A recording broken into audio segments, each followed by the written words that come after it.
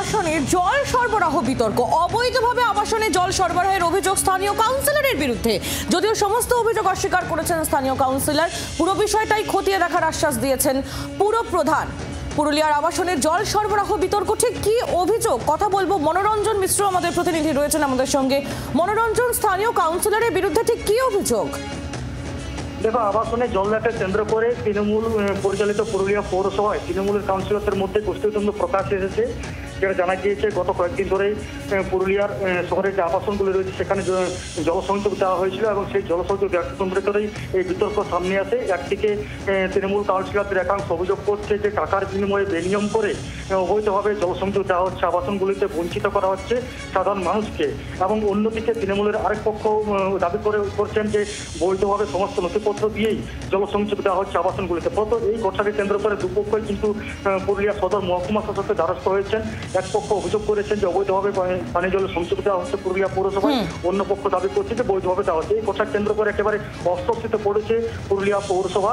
যদিও পৌরপ্রধান বিষয়টি দাবি করেছেন যে এই জলসংযোগ সকলেই জলসংযোগ পাওয়ার যোগ্য, কিন্তু এই বর্তমান সময়ে পরিকাঠামোগত সমস্যার কারণে সকলকে জলসংযোগ দেওয়া যাচ্ছে না।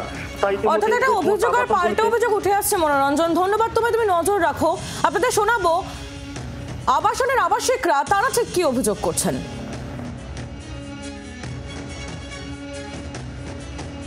জলের কানেকশন যখন দিল তো হঠাৎ করে কাটলো কেন তারও কোনো আমাদেরকে বুঝালো না।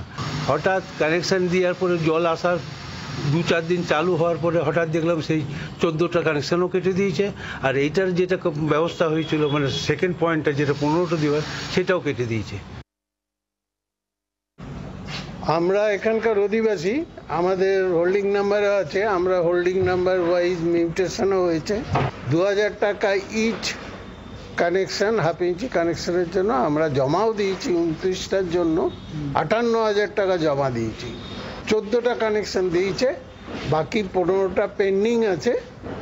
কিন্তু হঠাৎ কোনো একটা অজানা কারণে তারা এইটা ডিসরাপ্ট করে দেন, অর্থাৎ বন্ধ করে দেন। তা আমরা এটা নিয়ে অভিযোগ করেছি, চিঠিপত্রও দিয়েছি। ভার্বালি কথা দিয়েছেন যে আমরা এটা আবার রিকানেক্ট করার চেষ্টা করব। আবাসিকদের বক্তব্য আমরা শুনছিলাম। অভিযোগের তীর স্থানীয় কাউন্সিলরের দিকে, কি বলছেন তিনি শোনাবো। আমার ওয়ার্ডে প্রগতি প্লাজা আবাসন, বহুতল আবাসন, তারা দীর্ঘদিন ধরে সমস্ত কিছু নিয়ম মেনে একটা পানীয় জল নিতে গেলে যা যা প্রসিডিওর মেনটেন করতে হয় সমস্ত কিছু তারা মেনটেন করেছে।